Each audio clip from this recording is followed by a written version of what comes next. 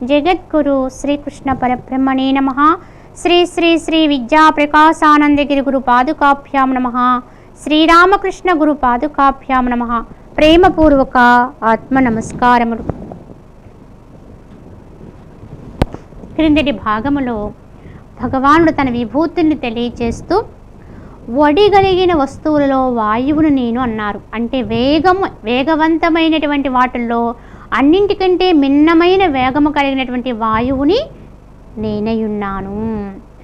అలానే విలుకాండల్లో విల్లును ధరించిన వారిలో శ్రీరామచంద్రుని నేనయున్నాను. అందుకే రాముడు భగవంతుడు అంటారు. కనుక ఆ శ్రీరాముడుగా ఉన్నటువంటి వాడిని నేనే.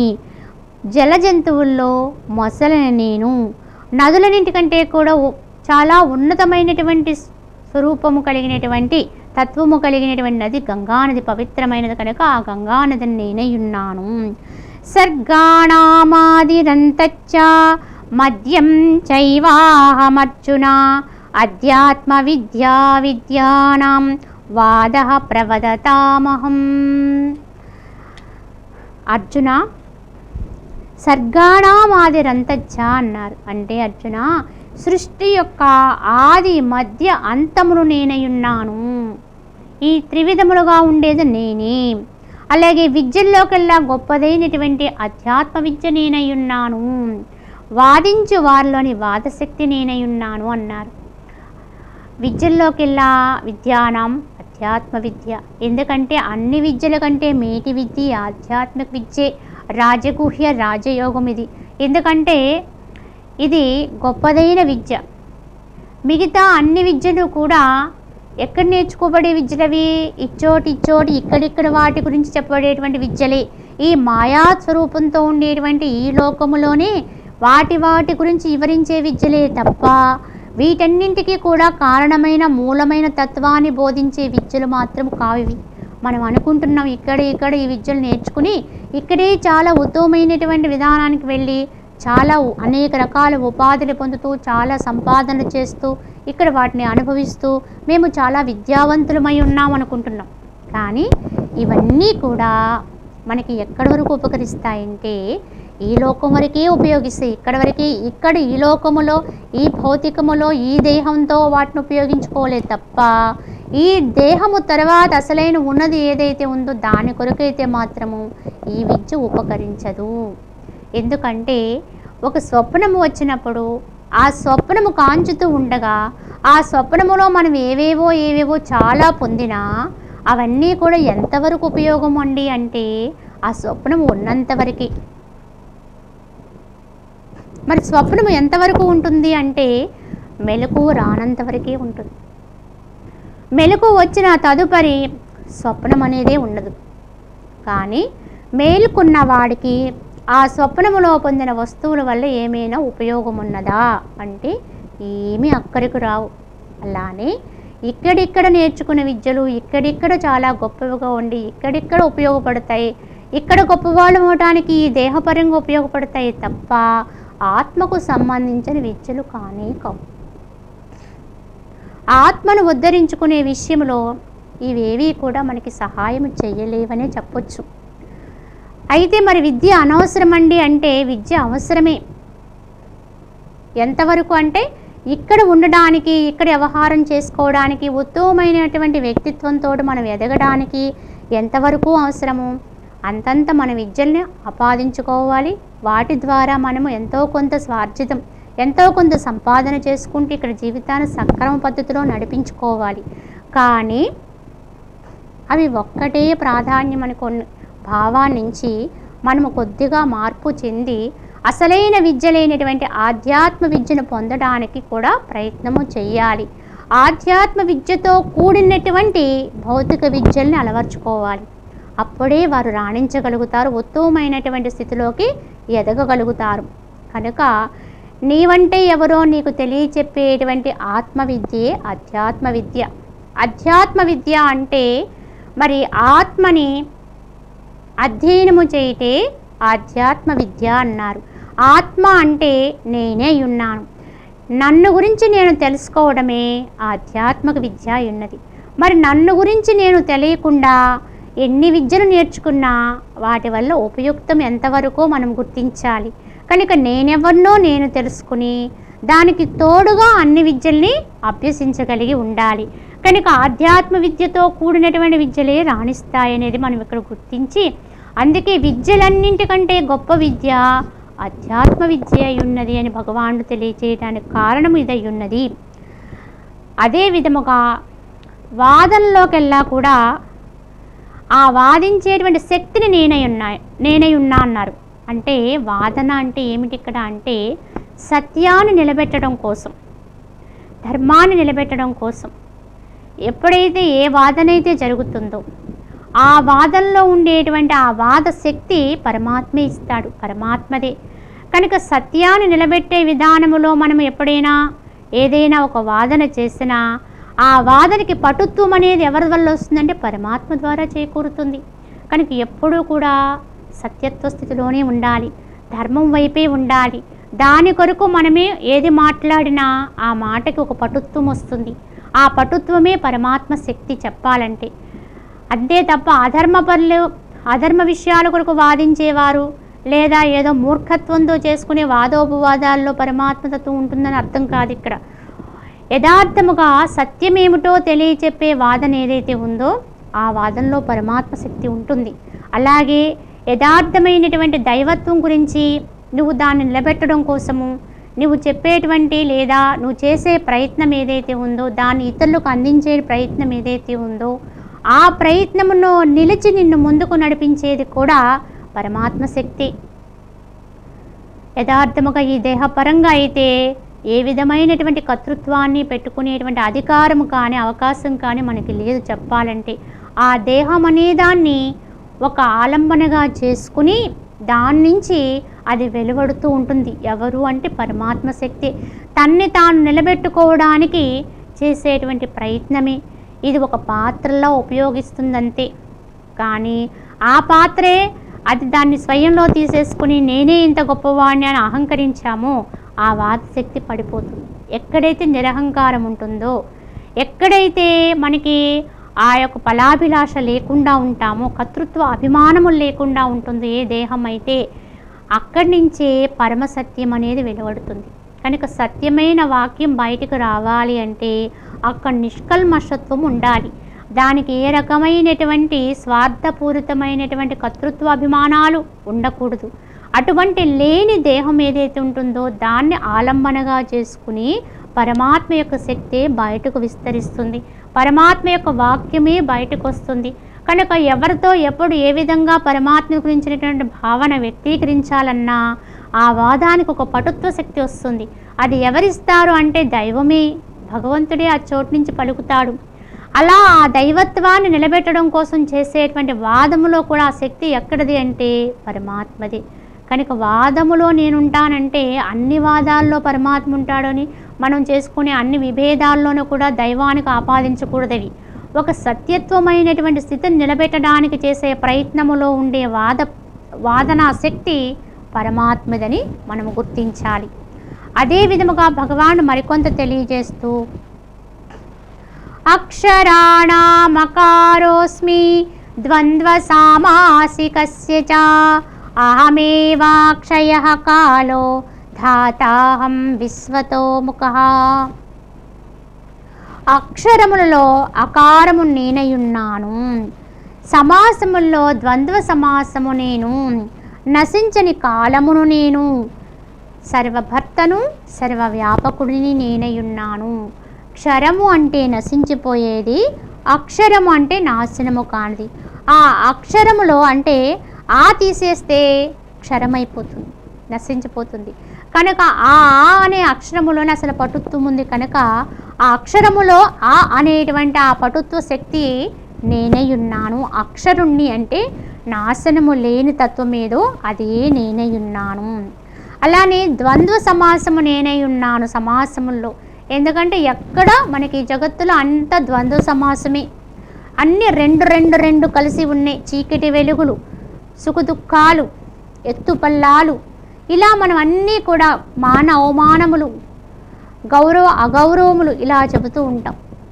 ఇలా అన్నీ రెండింటితో కూడి ఉన్నాయి. కనుక ఆ సమాసపూరితమైన తత్వం ఏదైతే ఉందో ఆ ద్వంద్వ సమాసము నేనై ఉన్నాను. ఇక కాల విషయానికి వస్తే ఎప్పటికీ కూడా నశించినటువంటి కాలస్వరూపం, కాలం అలానే ఉంటుంది ఎప్పుడూ కూడా. ఆ నాశనము కానిటువంటి తత్వం ఏదైతే ఉందో ఆ కాలచ్చ నారాయణ, ఆ కాలములో ఉండే నశించిన తత్వమే నేనై ఉన్నాను. అలాగే సర్వభర్తని సర్వ వ్యాపకుడిని కూడా నేనే. ఇంతెందుకు ఎన్ని చెప్పినా ఇంకా చెప్తూనే ఉండాలి. కనుక అన్ని ప్రాణులని అంతటినీ కూడా భరించువాడిని నేను భర్తనయ్యున్నాను. అలాగే సర్వ వ్యాపకుడునై ఉన్నాను, అంతటా కూడా నిండినటువంటి వాడి ఉన్నాను. కనుక అన్నింటికీ ఆధారము నేనై ఉన్నాను అని తెలుసుకో అర్జున అని చెబుతూ, మృత్యు సర్వ అరచ్చాహం ఉద్భవచ్చ భవిష్యతాం కీర్తి శ్రీర్వాక్చ నారీణాం స్మృతిర్మేధా ధృతి క్షమా. సర్వ భక్షకుల్లో మృత్యువుని నేనై ఉన్నాను. అలాగే ఉద్భవచ్చ భవిష్యతం అంటే మీదటి వారికి ఉత్పత్తి కారణము నేను. స్త్రీల యందు ఉండేటువంటి కీర్తి, శ్రీర్వాక్చ అంటే శుభమైనటువంటి తనం ఏదైతే ఉందో, ఆ స్మృతి ఏదైతే ఉందో, మేధాశక్తి ఏదైతే ఉందో, ఓర్పు, ధైర్యము ఇత్యాదివన్నీ కూడా నేనై ఉన్నాను అని చెప్పారు.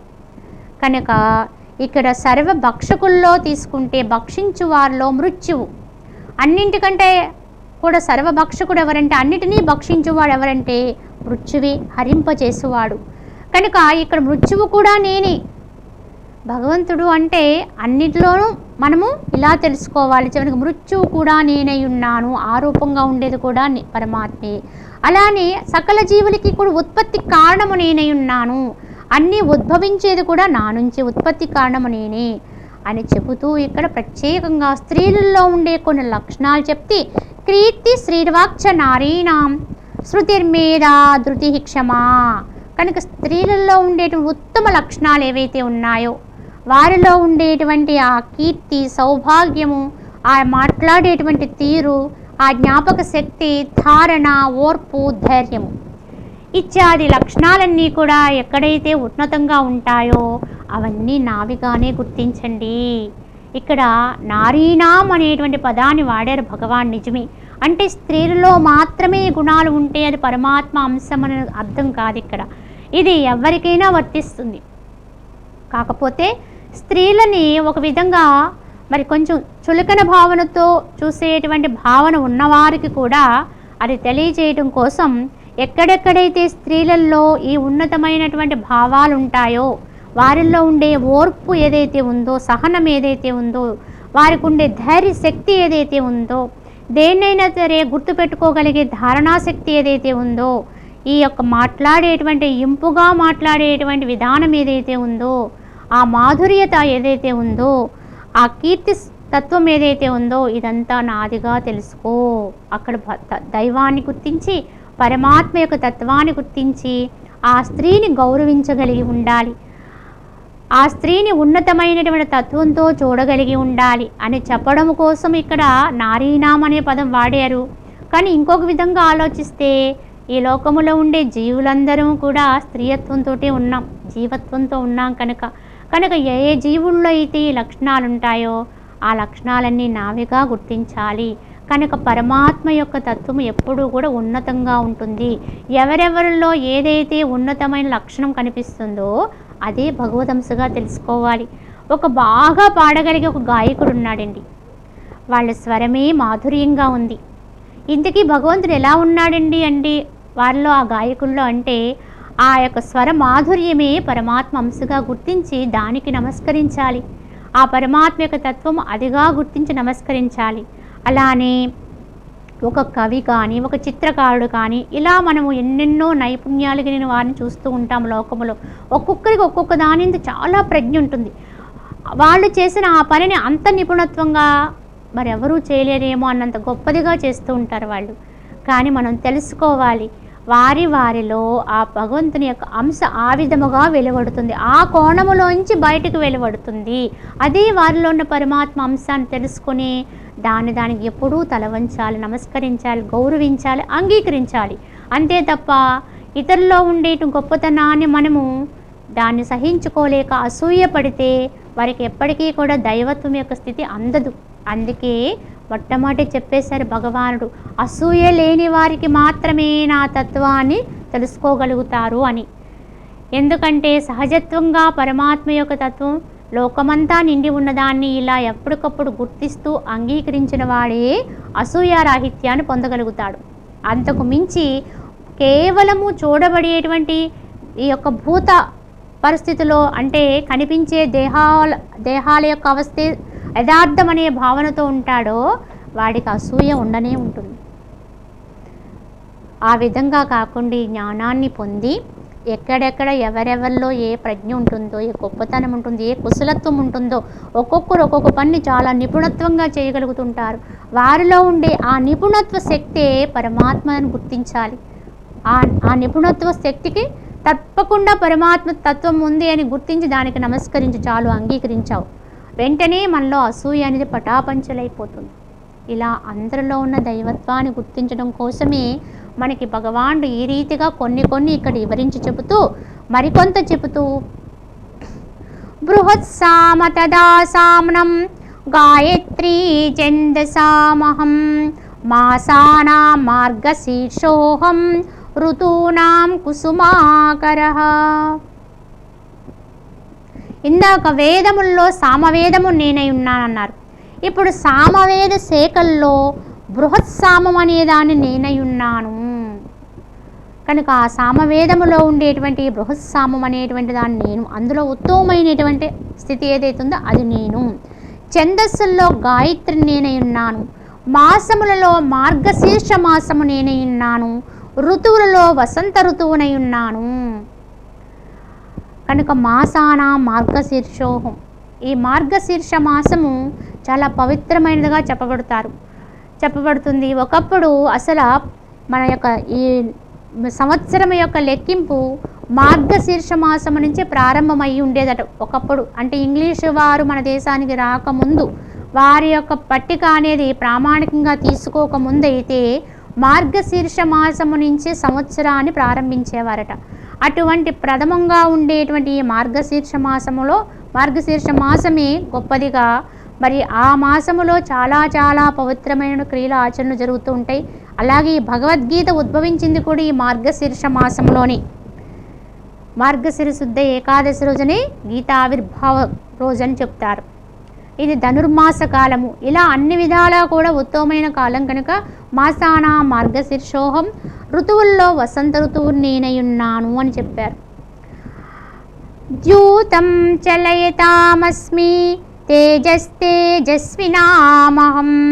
జయోస్మి అవసాయోస్మి సత్వం సత్వవతామహం. మరికొన్ని విషయాల్ని మనకు తెలియజేస్తూ మోసకృత్యములలో జూదమును నేనయున్నాను, తేజస్సాలుల్లో తేజస్సు నేను, జయము నేను, ప్రయత్నము నేను, సాత్వికులందరిలో ఉండేటువంటి సత్వగుణము నేనయ్యున్నాను అని చెప్పారు. ఇక్కడ మరి ద్యూతం చలేతామస్మి అన్నప్పుడు మోసకృత్యములు అనేదాన్ని తీసుకుంటే జూదము నేను అన్నారు.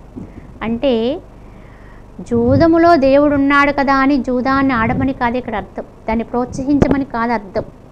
ఎందుకంటే మంచి యందు చెడ్డ యందు సకలము కూడా పరమాత్మతో నిండిపోయినది. కానీ ఎక్కడెక్కడ ఎక్కువ పటుత్వం ఉంటుందో ఆ పటుత్వమే పరమాత్మ శక్తిగా గుర్తించాలి. మరి చూడండి, వ్యసనాలు పాలైన వాడు ఈ జూదము అనే దానికి కనుక అలవాటు పడితే వాడు దాని నుంచి వెనక్కి తిరగలేడు, తన మనసుని వెనక్కి తీసుకోలేడు. ఎందుకంటే అదొక పెద్ద వ్యసనం అయిపోతుంది. అందులో అంత మోహపూరితమైనటువంటి విధానం ఉంది కనుకనే దాని నుంచి మనస్సుని, ఆ పటుత్వ శక్తి ఉంది కనుక దాని నుంచి వెనక్కి తీసుకోలేకపోతున్నాడు. కనుక ఎక్కడెక్కడ ఎక్కువ అధికంగా ఆ శక్తి పనిచేస్తుందో అది పరమాత్మ గుర్తించాలని చెప్పడం కోసం మోసకృత్యముల్లో జూదముని అన్నారు తప్ప జూదాన్ని ప్రోత్సహించడం కాదు. ఇక్కడ వారికి ఆ జూదమునందు ఉన్నటువంటి ఆ పటుత్వ శక్తిని వాళ్ళు మరి తమకు తాముగా తెలుసుకునేటువంటి విద్యలోకి ప్రవేశపెట్టగలిగితే వాళ్ళు తప్పక కృతకృత్యులు కాగలుగుతారు, వారు చాలా ఉన్నతగాములు కాగలుగుతారు అని దాన్ని అర్థం చేసుకోవాలి మనం. కనుక ఆ జూదములో దాని నుంచి బయటపడకుండా మళ్ళీ ఇంకా ఇంకా అక్కడే నిలబెట్టడానికి ఒక శక్తి పనిచేస్తుంది. ఇంకా అందులోని ఆ మనసు దాంట్లోనే ఏకాగ్రమవుతూ ఉంటుంది. ఆ ఏకాగ్ర శక్తి పరమాత్మది. కనుక అందున్న ఏకాగ్ర శక్తిని మనము సఫలత్వం కోసము మనం ఏం చేయాలి, ఒక మంచి దాని యందు అదే పరమాత్మ యొక్క తత్వాన్ని అనుభూతికి తెచ్చుకోవడంలో ప్రవేశపెడితే తప్పక మనకి మంచి మార్గం దొరుకుతుంది. అలాగే తేజస్సారుల్లో తేజస్సు నేనయ్యున్నాను. ఎవరెవరు ఏ విషయములో ఎంత తేజస్సు కలిగి ఉన్నా ఆ తేజస్సు అంతా నాదే. ఎవరిలో ఏ తేజస్సు ఉన్నా, ఎంత ఉత్తమ తేజస్సు ఏది ఉన్నా అది నేనయ్యే ఉన్నాను. అలాగే జయమును పొందేవాళ్ళు జయము నేను. ఎవరెవరు ఏ విజయాన్ని సాధించినా ఆ విజయ స్వరూపంగా ఉన్నది నేనే. కనుక ఎవరు ఏ విజయాన్ని పొందినా ఆ విజయ రూపంగా ఉండే దైవాన్ని గుర్తించి నమస్కరించాలి, ఆ విజయాన్ని అంగీకరించాలి, అసూయ పడకూడదు. కనుక అందరి విజయాల్లోనూ కూడా అంతరంగా ఉన్నది పరమాత్మ శక్తి. ఇది అర్థం చేసుకుని ఎవ్వరము కూడా అహంకరించకూడదు. నేను జయాన్ని పొందాను, నేను గొప్పవాడిని అయ్యాను, నేను సాధించాను అనుకునేదానికంటే కూడా పరమాత్మ యొక్క అండ ఉండబట్టే ఇది సాధింపబడింది అనే సత్యాన్ని తెలుసుకోగలిగి ఉండాలి. కనుక ఆ జయము కొరకు ప్రయత్నించే వాళ్ళ ఆ జయము నేనే. అలాగే ప్రయత్నించు వారిలో ప్రయత్నము నేను. నువ్వు ఏది చేస్తే వారిలో అదిగా నేనుంటాను. కనుక జయోస్మి వ్యవసాయోస్మి అన్నారు. వ్యవసాయము అంటే ప్రయత్నమే. ఎవరైతే ప్రయత్నపరులై ఉంటారో, ప్రయత్నం చేస్తూ ఉంటారో, సన్మార్గగాములై ప్రయత్నపరులై ఉంటారో, ఆధ్యాత్మిక సాధనలో అలవర్చుకోవడానికి ప్రయత్నపరులై ఉంటారో, అలాగే ఒక మంచిగా మార్గమును నడవడానికి వారు ప్రయత్నపరులై ఉంటారో, అటువంటి ప్రయత్నాలన్నీ కూడా నేనుగానే ఉంటాను. కనుక ప్రయత్నం అనేది మొదలుపెట్టడం మన వంతు. ఆ మొదలుపెట్టిన తర్వాత ఆ ప్రయత్నంలో ఉండి నడిపించేది పరమాత్మ శక్తి, అది తెలుసుకోవాలి. అలాగే మంచివారిలో సత్వగుణం కలిగిన వారిలో ఆ సాత్వికులందరిలో కూడా ఉండే ఆ సత్వగుణము నేనే. కనుక వీళ్ళు మంచివారండి, చాలా సాత్వికతగా ఉంటారండి అంటే ఆ సాత్వికతే భగవంతుని అంశగా తెలుసుకోవాలి. ఆ మంచివారిలో ఉండే ఆ మంచి తత్వమే పరమాత్మ అంశగా తెలుసుకోవాలి. ఆ విధముగా భగవంతుని ఎప్పటికప్పుడే మనము గుర్తుంచుకొని దాన్ని ఎప్పటికప్పుడు స్మరణలో ఉంచుకుంటూ ఉండాలి. అలానే కృష్ణేనా వాసుదేవోస్మి పాండవానాం ధనంజయః మునీనామప్యహం వ్యాసః కవీనాముసనా కవిః. వృష్ణీనా వాసుదేవోస్మి అన్నారు. అంటే యాదవులలో వృష్టులలో వాసుదేవుడననేవాడిని నేను. పాండవానాం ధనంజయ, పాండవుల్లో పాండవ మధ్యముడైనటువంటి అర్జునుడు అనేటువంటి వాడిని నేను. మునుల్లో వ్యాసుడును నేను, కవులలో శుక్రాచార్యుడిని నేనయ్యున్నాను అని చెప్పారు. ఈ శ్లోకములో మనకి భగవానుడు యాదవుల్లో వాసుదేవుని అన్నారు, పాండవుల్లో అర్జునుడు అన్నారు, మునుల్లో వ్యాసుని అన్నారు, కవుల్లో శుక్రాచార్యుడు. కానీ మనం ఇక్కడ ఒక సత్యాన్ని తెలుసుకోవాలి. ఏమిటి అంటే ఇక్కడ భగవద్గీత చెబుతున్నటువంటి శ్రీకృష్ణుడే యాదవుల్లో వాసుదేవుడు. ఆ వాసుదేవుడు శరీరాన్ని ఊతగా తీసుకుని ఆ పరబ్రహ్మతత్వాన్ని మనకి వెల్లడి చేస్తున్నారు. కనుక ఆ వాసుదేవుడుగా ఉన్నది కూడా నేనే. కనుక శ్రీకృష్ణుడు పరబ్రహ్మమే. అలాగే ఆ భగవద్గీతను చెబుతున్నప్పుడు వింటున్నటువంటి అర్జునుడు పాండవ మధ్యముడు, అర్జునుడు పాండవానాం ధనంజయ, పాండవ మధ్యముడుగా ఉన్న అర్జునుడు నేనే. వింటున్నది కూడా నేనే, చెబుతున్నది ఆయనే, వింటున్నది కూడా ఆయనే. సరే, మునుల్లో వ్యాసుడు. ఇంతకీ వీరిద్దరి మధ్య ఈ సంవాదం జరుగుతూ ఉంటే దివ్య జ్ఞానముతో చూసి లెక్కించువాడెవడు అంటే వ్యాస భగవానుడు. మరి దీన్ని రాసినటువంటి వాడు వ్యాసుడు. అక్కడ మునుల్లో వ్యాసుడును నేనే. అంటే చెప్పింది నేనే, విన్నది నేనే, లిఖించినది కూడా నేనే. ఒకే పరబ్రహ్మము చెప్పడము, వినడము, దాన్ని వ్రాయటము కూడా జరిగింది అని మనం దీన్ని బట్టి గుర్తించాలి. భగవంతుడు ఎలా సర్వాంతర్యామో మనం అర్థం చేసుకోవాలి. చెప్పువాళ్ళలో ఉండి చెప్పిస్తాడు, వినివాళ్ళలో ఉండి వినిపిస్తాడు, వ్రాయువాళ్ళలో ఉండి వ్రాయించుతూ ఉంటాడు. ఒకే సమయంలో జరిగింది, అంతటా తానే ఉంటాడు.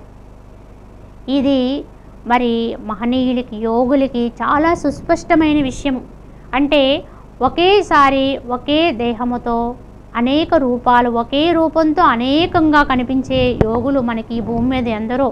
ఒకే సమయంలో వేరు వేరు చోట్ల దర్శనమిచ్చే యోగుల్ని కూడా ఇప్పటి కాలంలో వారు కూడా దర్శిస్తూ ఉన్నారు. మరి శ్రీకృష్ణుని యొక్క అవతారములో భగవానుడు ఒకే సమయంలో కొన్ని వేల శరీరాలను కూడా ధరించేవాడని చెప్తారు. ఆయన ఎప్పుడూ కూడా యోగీశ్వరుడేనట.